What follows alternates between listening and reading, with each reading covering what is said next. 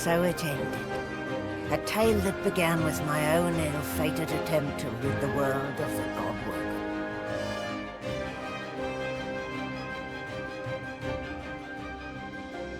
A new divine rose, a true heir to the Seven, more powerful than ever, and united Rivellon in its battle against the Void. All across the realm, she was loved, worshipped, and adored. Humans, lizards, elves, and dwarves all rallied to her banner. The Great Allegiance stood once more, but the war continued. From the depths of the Void, the God King still sought to return. As for me, I was freed of the God King's terrible tyranny. I avoided an eternity of pain and suffering. Now I fight for the other side. Now, I fight for the divine.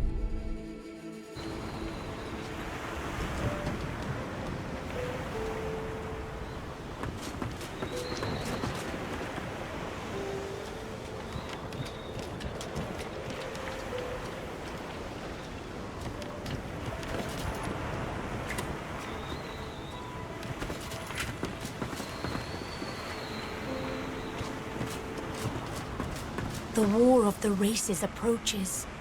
The elves shall stand, and you shall fall. You can't run, and you can't hide.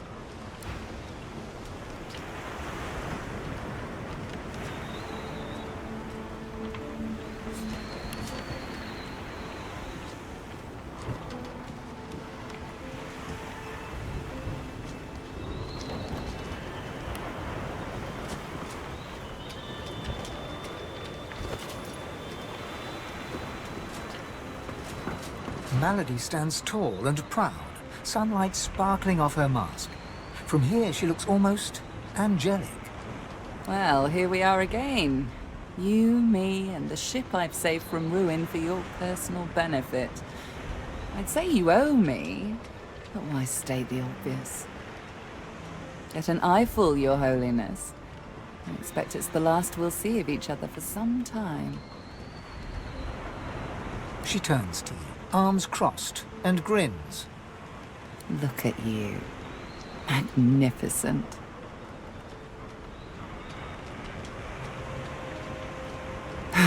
Don't I know it? Let's hope it pays off.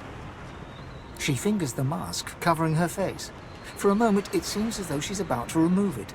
But instead, she places a hand on your shoulder. We've come a long way together. I did my best by you all the way. I sacrificed much.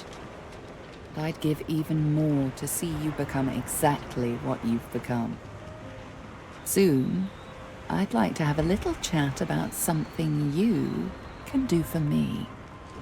But I believe that can wait. Relax. Enjoy. I certainly plan to do the same. Oh, I don't know, around and about. Treat myself to some mead, a lover or 300. I'd say we've earned it. And when the time comes, I'll come find you, Your Holiness. Don't be a stranger now. Well, well. Look what the cat dragged in. A god, no less. He smiles at you fondly as he takes you by the hand. You've done us proud. You saved the world, didn't you? No. We were all of us instrumental, but only one walked away with divinity. I'm glad it was you. Home, if you don't mind. After all, I've dragons to raise. I need to teach them to be good boys and girls before they set the entire world on fire. There may be an accident or two along the way. Please don't hold it against them. I do so long to see my palace again. The Forbidden City. The scents of spices and incense. The sound of sitars in far-off rooms. To sit all day in perfumed shade and watch the white of the marble change with the journey of the sun. But above all, I long to be with Sadher. Long to finally have the time to love. Oh, but Before you go, remember how when we first met, I took you by the jaw to inspect your teeth? Not something one forgets in a hurry. Now, if you recall, as per your own testimony, you can cook, tailor, and groom, 3 quite indispensable talents. At the time, of course, I couldn't have foreseen the adventure ahead, but now that it's quite over, I'd like to renew the opportunity for you to become my slave. What say you?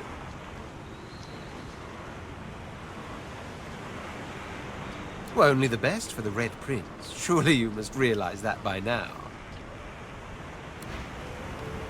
You'll have to wear a collar again, by the by. Nothing you're not used to.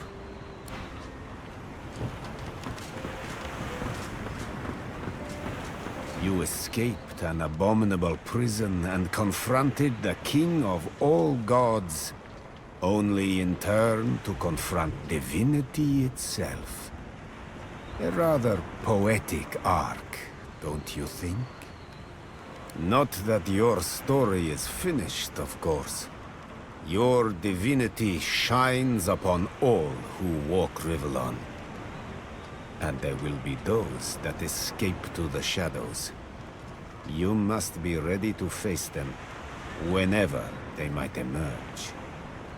Now that I am clear of mind and free of intruders, I'm wondering if it isn't time to share my learnings with the less enlightened. And to that end, I have a few ideas worth considering. Once I've come to a conclusion, I promise you'll be the first to know. As a matter of fact, yes. Source makes for an excellent ally in matters of a demonic nature. Not only can void seep through the veil, but the beasts of Nemesis might similarly slip out of their own plane. Whether you are clever enough of a divine to keep Damien's disciples confined to Nemesis, I can't say. But I think we'll know soon enough.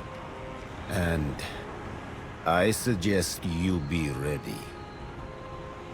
Until we meet again, look away from the past and into the future. There is so much work left to do. There's nothing interesting down there. The future lies above, not below. Beast Spirit smiles as you approach, and begins to sing a tune you think vaguely familiar. You hear the wild beast just sails on the ocean. He's docked in the bay and coming your way. Off on the yawn, you hear the commotion. He's docked in the bay and coming your way. Your cupboard can't hide you, nor can your berth. His daggers don't care about the gold that you're worth. He'll bury your bones neath a mountain of earth. He's docked in the bay and coming your way. He pauses, then continues to hum, all the while working his ghostly whiskers. Beast tilts his head at the sight of you, smiles, and continues to hum.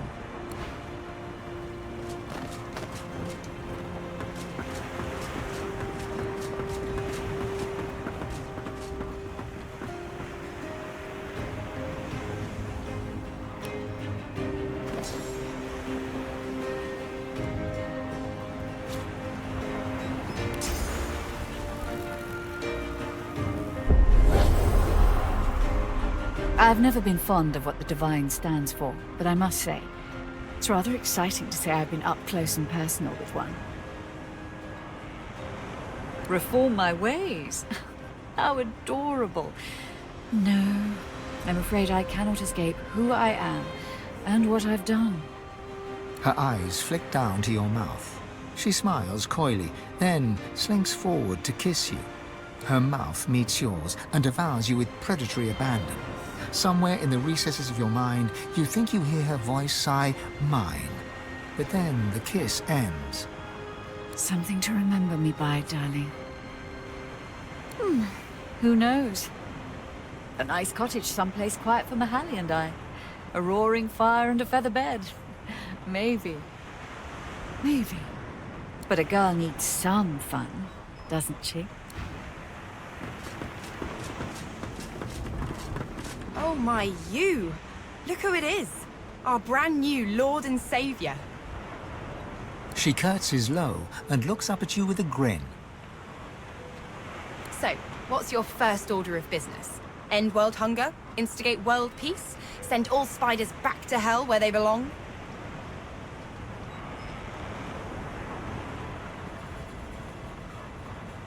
Big job. I'd offer to help, but I've got some business of my own to attend to. Get loot, play loot, get loot, get glad. So, Chief, I guess this is it, right?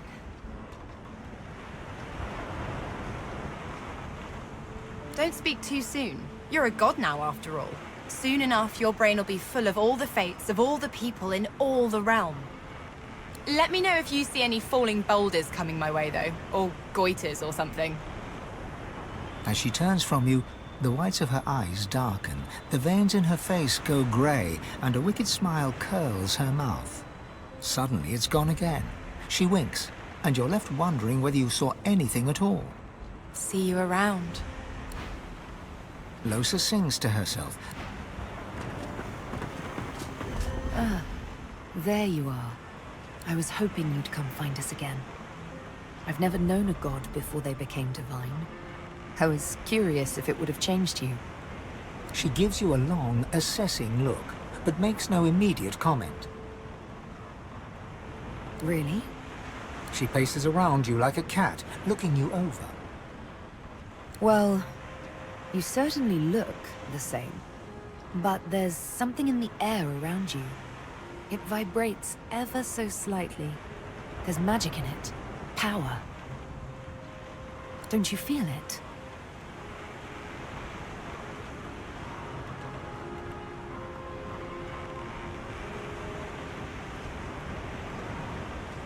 Maybe you should give it a bit of time. I imagine it takes almighty power a little while to settle in. She looks around at the blue skies and seas, smiling. Whatever I like, my life is mine now. She puts a hand lightly on your shoulder and pulls you toward her. We have shared times both good and bad. Times beautiful and ugly. I won't forget them. Not for anything. I have no doubt you will do good by our realm. I can't wait to see it. She dips her head in your direction. Well, if it isn't the new divine gracing me with her presence. How honored I am. Tarquin's smirk wilts into a glower. I didn't come all this way to show deference. Some friendly advice. All who rise are capable of falling. Gods, the divine, anyone. Remember where you came from. The last thing this world needs is more tyrants. That is the question, isn't it? How does one top the greatest feat of necromancy ever conceived? I might have the answer to that. Tell me, have you ever heard of Gustafsson? No, of course you wouldn't. It's a written language, unreadable to most, but myself naturally. It comes from a mysterious race from another world. Beings that feed on minds. I intend to seek them out. This Gustafsson seems to guard portals to their realm. And once I've uncovered one, well, why settle for being the greatest mind in just one world, when there's another for the taking? I thought the new divine would have more pressing matters to attend to than to keep talking to me. Evidently not. Amazing I'm still here. That we're still here. That Lucian... Well, that relationship always was complicated, wasn't it? You're so much like him. My instincts tell me to kneel to the new divine. I've done so before, after all. But I can't drive myself to do it again. Gareth beams. For the first time, he is his own man. Yet his enthusiasm is not a man's, but a child's. A friend, yes. That I know how to be. For a moment, his mind wanders to memories of friends and enemies, of malady and magisters, of demons and divinity. He is then in the present once more, and smiles at you. Friends. I find a way to fit. I wasn't just content to lurk in Lucien's shadow. I was his shadow. Now I stand in the sun as my own man. I just don't know who that man is. And so I find out. My goal is to have a goal, if that makes sense at all. And if it doesn't, well, that's all I've got. It has been an honor. Ifan gives you an appraising glance. Curiosity mingled with an emotion you can't quite put your finger on. Reflected in the mirror of his eyes, you see yourself, majestic, powerful, emanating an aura of purest source. Ifan's lip curls slightly, and he looks away. So, you're it. Our new divine. I truly hope you'll do better than Lucian. Be better. You'll need to do even better than that. But if anyone can, I believe it's you. If I can give one last piece of advice, remember that you serve the people, not the other way around. I need to fix what my actions destroyed. I'm going home. I'm going to return to the forests where I grew up, where the death fog detonated. I'm going to plant new seeds and see fresh shoots spring from the earth. Maybe we'll see each other again sometime. He pauses, as if about to say something else, then shakes his head. With one last nod, he whistles up his soul wolf and lopes away.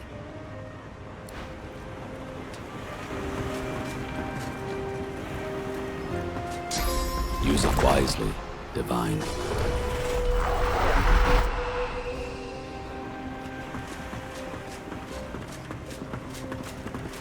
Thane is reading a volume of Cranley Hubert's famous encyclopedia. He leafs through it slowly, muttering to himself. Interesting. His eyes stay fixed on the book as you approach.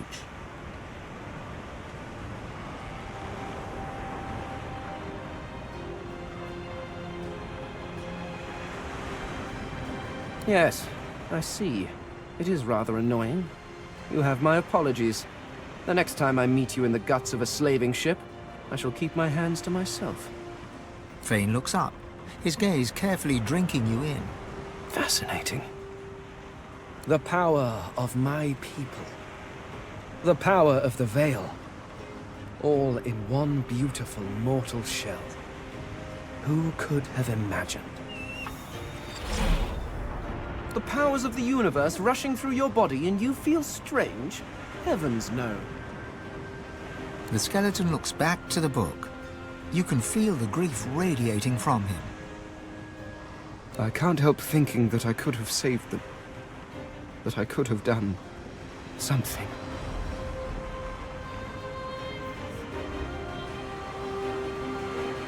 I could have done more. So, perhaps could they? Had they decided to live in peace with the mortals of Rivellon, maybe we could have saved them. But they made their choices, and I made mine.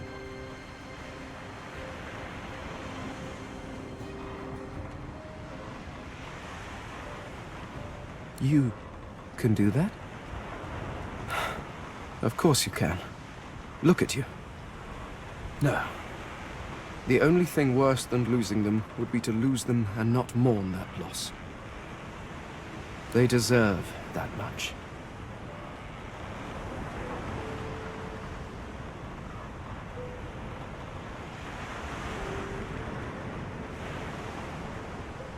The skeleton hefts Hubert's dog-eared encyclopedia, its weight heavy in his hands. I've been rereading this book, looking over your history once again, poring over every detail with a new perspective, and do you know what? It's shit. Thane tosses the book over his shoulder. It flutters in the air as it sails over the ship's railing and disappears with a faint splash. If you have spent your life staring at a thing, you can write about it with knowledge. You can write about it with love. But it is almost impossible to write about it with wonder.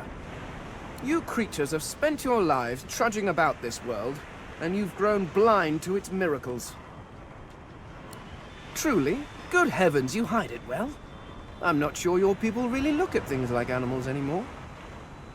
Take otters, for example. Energetic, waterproof cats, utterly beautiful creatures.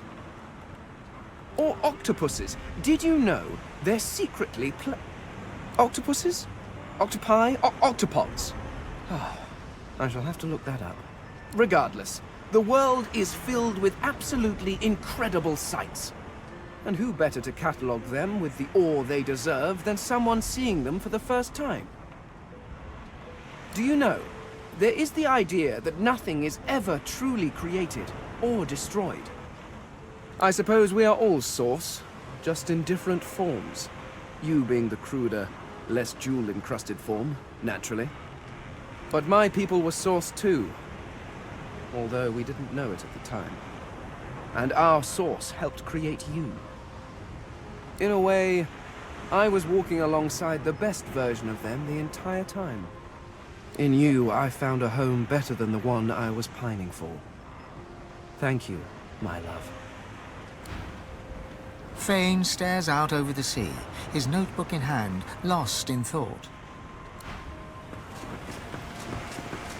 It gives me almost as much pleasure to speak to you as it does. I will always be an ally to those that I am at the ready. You look out and with a start, you realize where you must go. War raged on. Arx remained the center of power as the races united behind the Divine. But the Voidwoken attacks continued as they did elsewhere. Arx would see many more long years of war.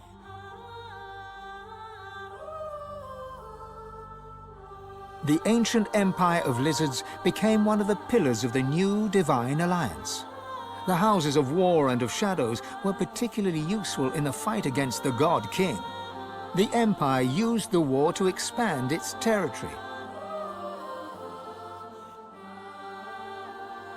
Justinia returned to her throne. Under her rule, the Dwarven Kingdom fought for the Divine, and her loyalty was unquestionable. Many fine and courageous dwarves did their people great honor, in battle and in death.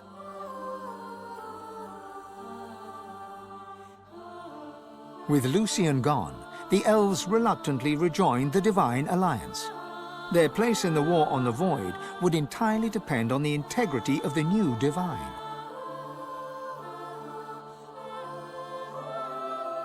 And on the integrity of the elven Godwoken who did not ascend.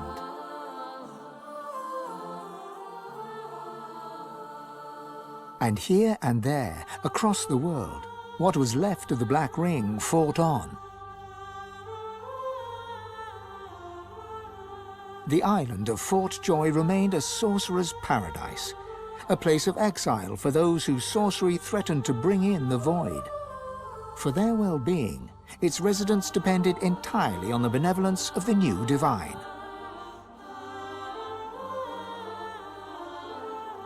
Reaper's Coast struggled on. The farms and the fisheries fought to feed the people against the Voidwoken blight.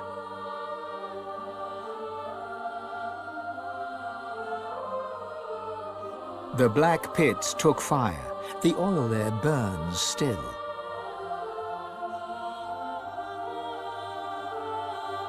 Driftwood teetered on the edge of starvation until the night the Voidwoken came from the sea. All were killed. This did, however, put an end to the famine. The nameless isle had vanished. Although only open water remained, by instinct ships would steer clear. None of the captains could articulate why. Sir Gareth thanked the surviving Seekers for their service and gave them their freedom. Disillusioned with ongoing war, he set out alone to find a new purpose. He would never stop seeking. Young Han grew up a warrior and became one of the Alliance's greatest generals. But even he could not win the war. Almira and Mihaili settled in an abandoned homestead. The locals liked and respected Almira. She never wanted for help, and deals always fell to her favor. Outsiders were often suspicious, but no local would speak against her. With a new divine at the helm, Malady had a powerful ally, but she was in no hurry to call in her favor. After all, it might be the last thing she ever did. Having performed the greatest act of necromancy in history, Tarquin found the new world unchallenging.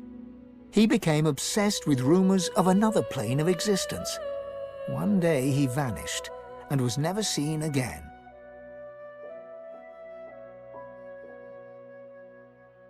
Ahu the wizard served the new divine with honor, wisdom, and an at times unnerving feline elegance.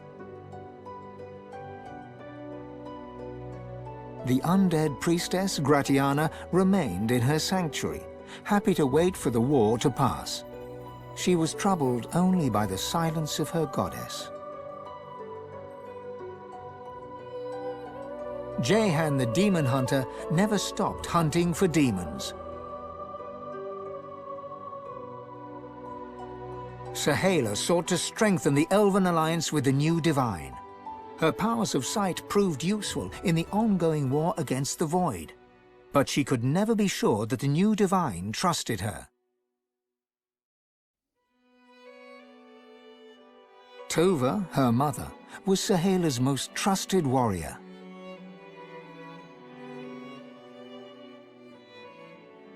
Fane traveled Rivellon, notebook in hand, recording the wonders he discovered. He kept a socket peeled for signs of the Eternals, hoping to find the wife he had lost. He's still looking.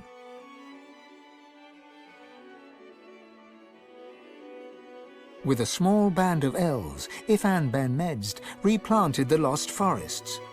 After the first fresh shoots broke the earth, Ifan returned to the war, leading the elves in service of the divine. Some say Afrit, his soul wolf, walks the forest still. Sabine wandered the world. She became a household name, famed the realm over as a traveling hero, celebrated wherever she went. Enjoying life to the fullest, she was truly and finally free. On his return to the Empire, the Red Prince was hailed a hero. He married Sada, and they had many more dragons. Soon, the prince became the Emperor. Faced with dragons, the Void did not gain the upper hand in the Empire. Lohse returned to her music and enjoyed a storied career as the Divine's premier musician. Dark moods would still overtake her, and she would spend long hours walking in the wilds. She always returned with a new song.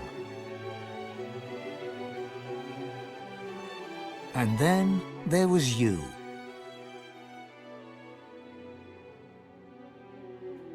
For how much of this do you take credit or blame? And what kind of divine were you as the world battled on? Did you show mercy or strength? Did you sacrifice others as Lucian had done? Did you regret becoming divine? Should you have given your soul and sealed the veil? Only you know the truth. Only you know if you atone for your sins.